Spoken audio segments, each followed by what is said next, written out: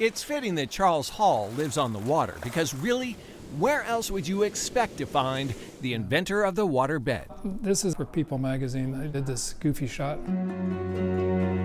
Hall got his idea as a college student in the Bay Area back in the late 60s, but the initial design wasn't for a bed.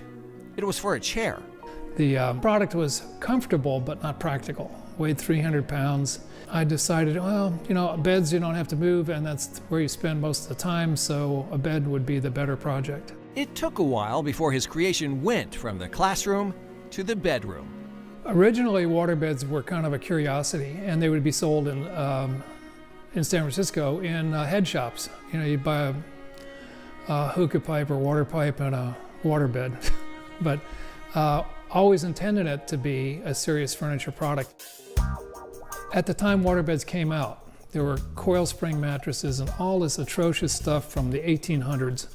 And waterbeds were truly different. People would lay down on them and say, whoa, this feels really good.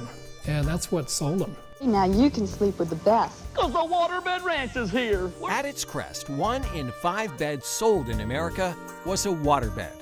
But while sales were strong, Hall didn't like the way the beds were being marketed.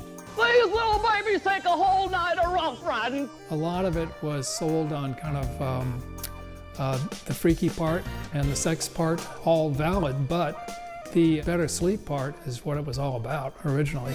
Eventually, the tide turned on waterbeds and they fell out of fashion.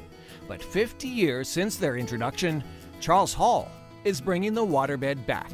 This one has an extreme wave reduction, so it barely moves. It has a stretch top on it that allows the sleeper to sleep truly into the water and be supported by the fluid below. Hall hopes his new design will catch on with first-time waterbed buyers and those in a very particular demographic. Half the millennials were probably spawned on a waterbed. So sooner or later they want to swim back to their spawning ground and revisit it. And it's the time for them to do that. So while most people would kick back after their $1,000,000 idea, Charles Hall wants to ride the waterbed wave he created one more time. And it's great to come back and redesign and improve something you started out years ago and can make better too.